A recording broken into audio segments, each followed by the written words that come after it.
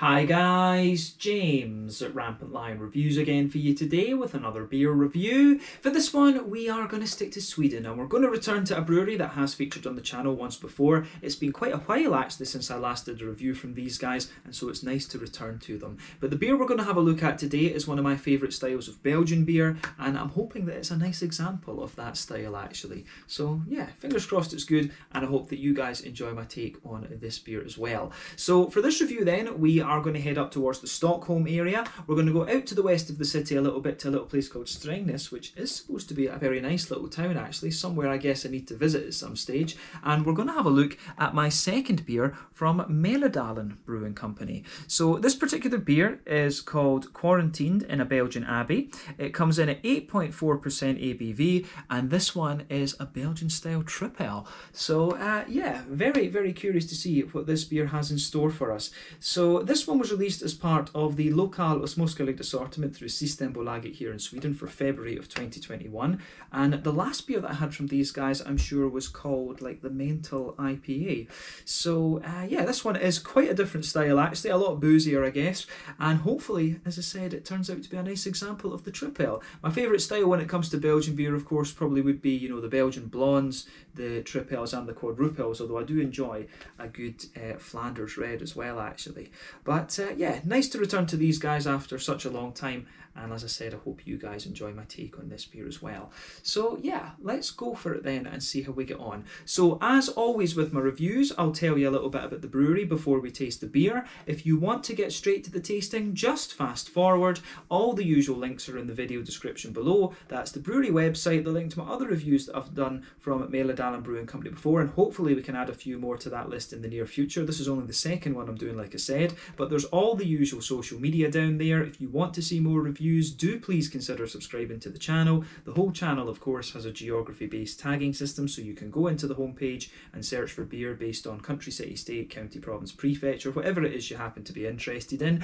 Do check out the playlists of beers from different countries. There is one there for all the Swedish beers that I've reviewed for you. That's constantly being added to, and as always, please do get in touch and let me know some of the other beers and breweries that you guys would like to see me review. It's always great to hear from you guys that are watching the videos, and the support that you show the channel is hugely appreciated. So anyway, to tell you a little bit about Mälardalen Brewing Company then, on to my brewery notes. So Mälardalen Brewing Company, as I've mentioned to you already, are based in Strängnäs, and the company was founded by Jens Schempe, who is Swedish, and Kieran Blake, who is Irish, and they founded this company together back in 2015. But both of these guys have backgrounds in the pharmaceutical industry, and they were colleagues, I think they are maybe still colleagues at Pfizer actually, and they started brewing together as a hobby before deciding to turn it into a proper commercial business. But the brewery started off with a 1,000 litre brewing system, and they also developed a brewing technique that uses bags inside the tanks, which means they can save a lot of water, and so they don't have to use lots of cleaning agents, which they say is really beneficial to the environment. And apparently this is an idea that they've patented, so it'll be quite interesting to see if other breweries start to, you know, buy it and use that as well actually. That'd be pretty cool. I need to see about reading into that a little bit more as well. But these days they also run a brewery pub every so often, and they run a membership system as well that is quite similar to Eskilstuna Brewery as well. So yeah, that's kind of an interesting, kind of a few interesting points about this company. I actually couldn't find any more kind of up-to-date news on these guys. I had a little look at beernews.se, I had a little look at their website as well, and there weren't really any updates on the brewery other than that, to be honest with you.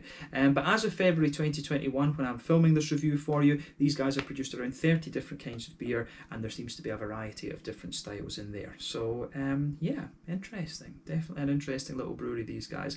As I've told you in numerous reviews before, there's some real gems in the Swedish beer scene. There's somewhere in the region of 700 breweries in the country these days, and you know, you can find some real gems amongst the very small ones, so it's always cool to try beers like this from the very small breweries. But yeah, that's all I can really tell you about Mälardalen Brewing Company for the moment. If you want to learn more about these guys, you can check out the brewery website, you can follow them on Facebook and Instagram to keep up to date with all the latest goings on, and you can of course check out the Rate Beer, Untappd and Beer Advocate pages to learn more about all the different beers that these guys have done. So yeah, let's see how we get on with actually tasting this beer then. So I'll just let you have a little look at the artwork on this one before we open it up. There you can see the skeleton on this one, Quarantined in a Belgian Abbey, made in Strängnäs. 8.2% ABV. It tells you a little bit about the brewery on the side here, but I think that's basically just what I've told you in the throughout the history section of the video. But there you can see, there is the Mälardalen Brewing Company symbol on the side there. There you can see on the top. But 330ml bottle, this one.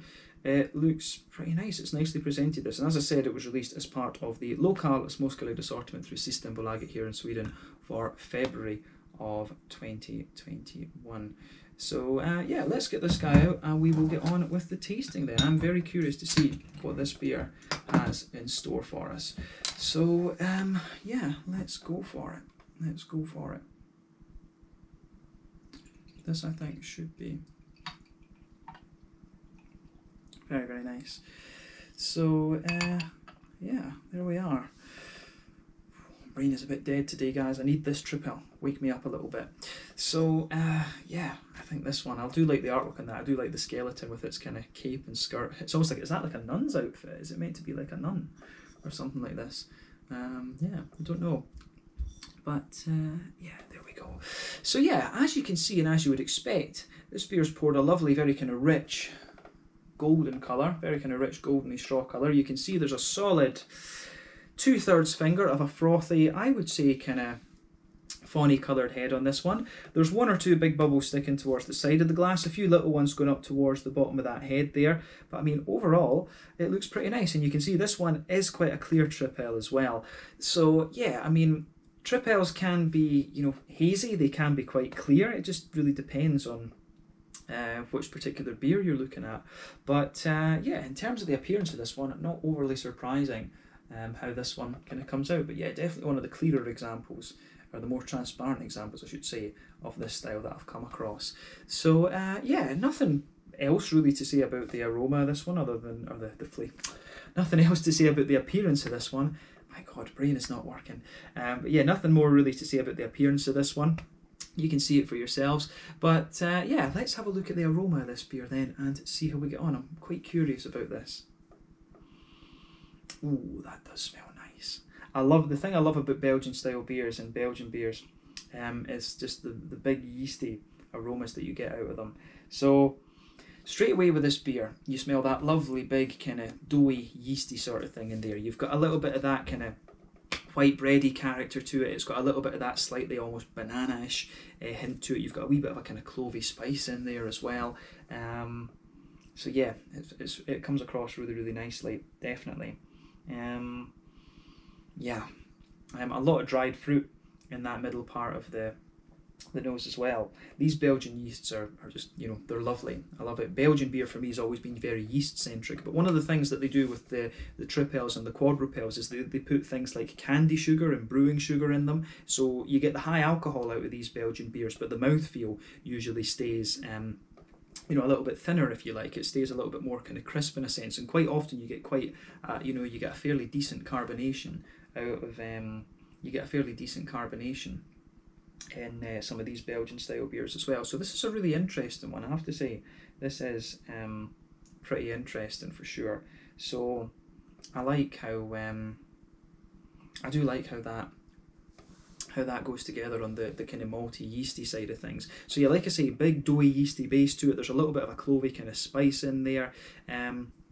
You've got a wee bit of that kind of banana thing. It's almost like a kind of banana bread almost that comes out of this beer. There's definitely a good little bit of brown sugary sweetness in there. You can smell a little bit of a kind of McVitie's digestive biscuity sort of thing. I hesitate to say there's full-blown caramel in this one. I don't really get kind of so much of that in this beer. But it actually comes across as sort of quite phenolic in a sense. It does have a little bit of that kind of cough syrupy, medicine-y kind of thing to it. There is definitely a wee bit of a kind of phenolic quality to this beer for sure. So it'll clear the tubes anyway. So lovely smelling beer from that side of things. It does get a little bit more kind of grainy in things the further that you go into the aroma with it. The more your nose kind of gets used to it, it does develop a little bit more of a kind of graininess there, but a big doughy yeasty beast of a thing.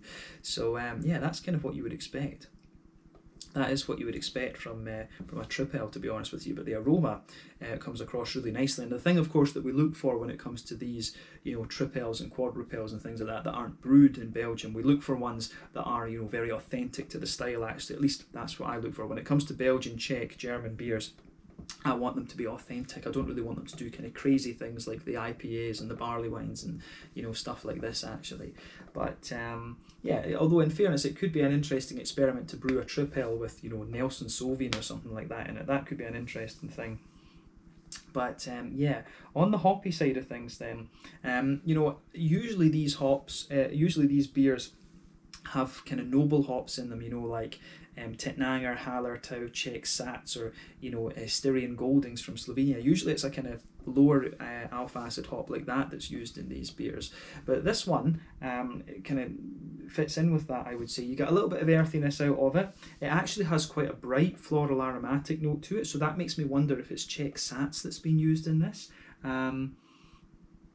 Yeah, it's got a really nice kind of just slightly spicy floral note out of it. I'm drinking this beer, I would think, fairly fresh, because it says drink before the 20th of the 11th, 2025. So I would think that that would mean that it's maybe been bottled on the 20th of November 2020. I would think it's probably that, because I think 5 years seems like a logical sort of amount of time to recommend to age these beers. So I'm probably drinking this one quite fresh, and of course the longer you leave it, the more the hoppy character is going to kind of drop out of the beer. So yeah, it makes sense that you've got a bit of floral aromaticity out of this beer at this stage in its life. So yeah, that comes together really nicely in a sense. So yeah, nice bright floral aromatic note to this one. There's a bit of grassy quality in there as well, and it's got a wee bit touch of kind of zestiness as well, actually, which I can really appreciate as well. So yeah, I definitely do like how this one goes together. On the fruity side of things, it's quite interesting. For me, there's quite a lot of sultana type qualities coming out of this one. You get a good bit of gooseberry as well. You've got, I think apricots. Yeah, you've got a nice kind of apricot note to the beer. A bit of peary and appley sort of thing. You've got all of these kind of usual things there. So yeah, sultanas, pears, apples, apricot. And then, for me, there's a little bit of gooseberry in this one as well, and you just get a wee bit of that kind of citrusy. You get a wee bit of that kind of citrusy, zesty kind of thing coming out of this beer as well. So I really like how this goes together. There's a lot of really interesting aromas coming out of this beer, absolutely. So yeah, the aroma of this one, I think, is very, very nice. So definitely take a little bit of time to just ponder over the aroma of this beer before you get stuck into it. But I think it's about time that we had a taste of this one now. So yeah, this one is the Quarantined in a Belgian Abbey, Belgian style tripel coming in at 8.2% ABV. From Mälardalen Brewing Co in Strängnäs, just out to the west of Stockholm. I think that's Södermanland, if I remember rightly. But let's get stuck in. Slange, skål, cheers.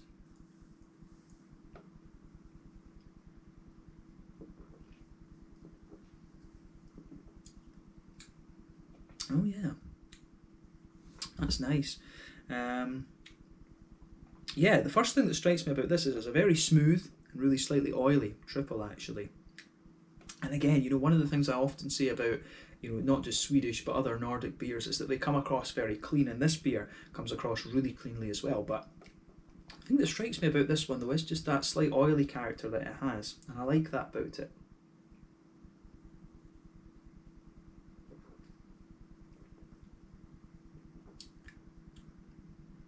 Yeah, that's a really solid example of this style, to be honest with you.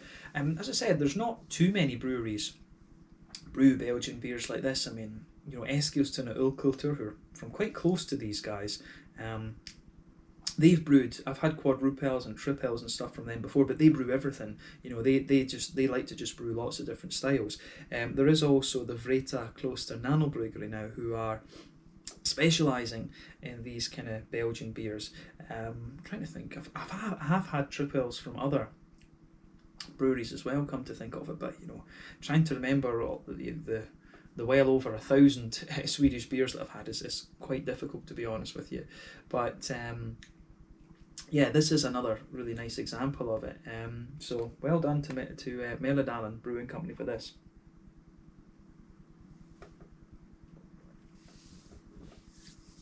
One thing I should have pointed out earlier in the review as well, for those of you who are not Swedish speakers, pardon me, a Dalen is like a valley, so this is basically the name of this Mälar.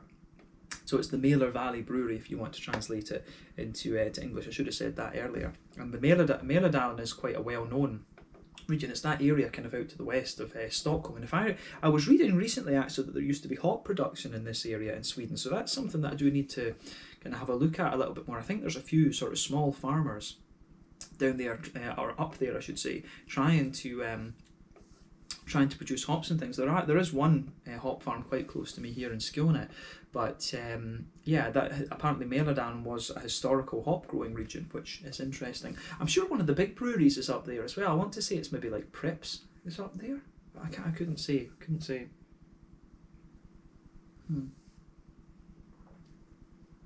But yeah, this is a solid triple. But yeah, let's try and break down the flavour of this one then.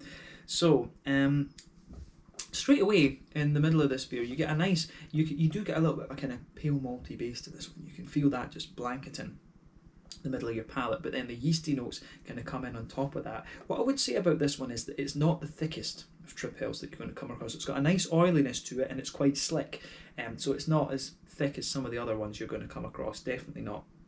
But yeah, sitting on top of that kind of white bready, pale malty base, you get a wee bit, you can feel some of the yeasty qualities come across as being quite condensed and quite, quite compact, if you like, quite dense in flavour. So on top of that, you get that bready note, you get that big doughy yeasty kind of thing coming out of the beer, and then there's a nice little bit of a banana type quality coming out of the beer as well. So yeah, you've got a nice solid there's a nice little bit of banana in there. You do get a wee bit of a kind of clovey spice to this one as well. So yeah, I do like how that goes together. Absolutely.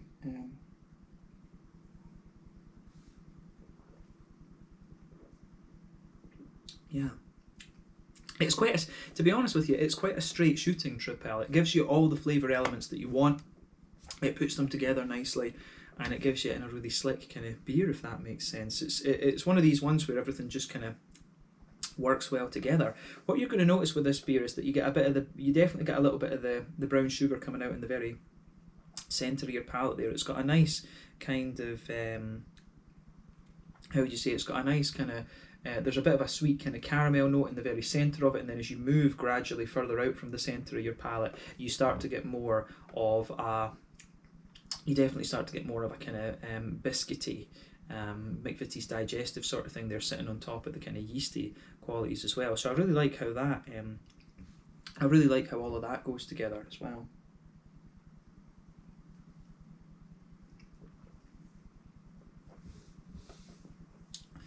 Yeah.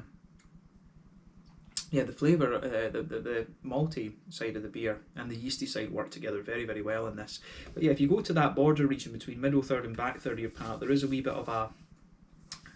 touch of what I would say is a, kind of bread crusty sort of thing. Then on the back third of your palate, there is a wee touch of a kind of grainy note coming out of this one as well. I do get a wee bit of a more kind of wholemeally, bready, grainy sort of thing. But yeah, it's interesting how that goes together. It feels a bit thicker on that back third of your palate, maybe a little touch of an almost brown bready, grainy kind of character in there. But yeah, most of the flavour is sitting in that middle third of your palate, to be honest with you.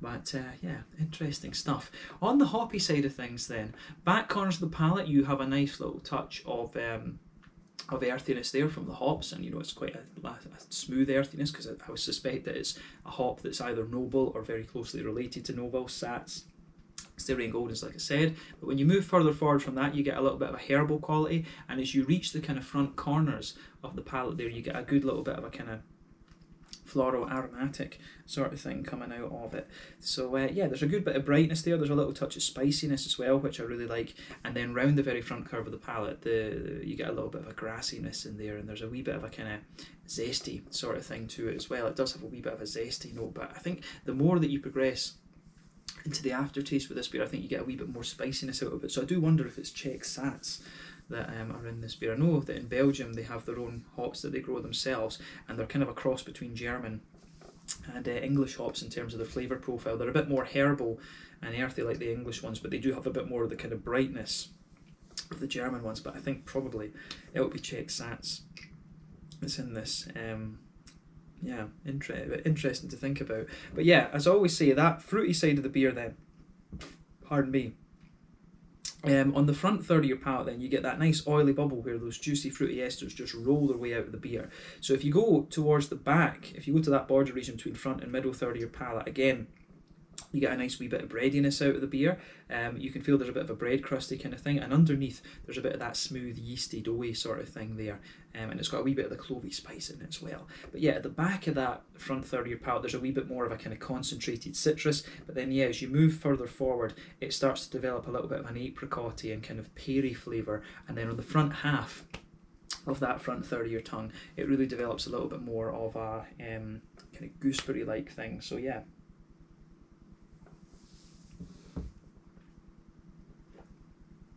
Yeah, so the fruity side of this beer is kind of what you would expect. It doesn't, the zestiness kind of lingers there. I mean, you do get a wee bit of a lemony, grassy kind of zestiness out of the beer, but otherwise it's quite, you know, sort of juicy and things. And you can feel the further you go into the aftertaste a few of these sort of phenolic type things coming out of the beer as well, and that's from the brew sugar that they put in these beers. So yeah, it's an interesting composition, this beer. I think it works. I do think it works very, very nicely, so it gets a thumbs up from me. I like how this one goes about its business. So yeah, on the mouthfeel then, like I said, this is definitely not the thickest of tripels that you're going to come across. Yeah, it's got a nice, I would say that it's kind of top end of mid-bodied, carbonation smooth. It's got quite an oily and slick mouthfeel, like I said. So yeah, one of the lighter mouthfeel tripels that I've come across, but it does have just a nice oiliness to it, which I think suits it really well. It gives you a little bit more of the kind of brown sugary notes out of the beer, and I think this beer really leans towards those, I think. But yeah, on the hoppy side of things, when it comes to IBUs, I would say that this beer is probably around, you know, 25 or 30 IBUs. I don't find this one overly bitter. The malty side of things, as I say, it's nice and smooth. It feels a bit dense with the yeasty side of things. A little bit of spicy character to it as well, but then you've also got a really nice kind of, you do also have a very nice sort of floral,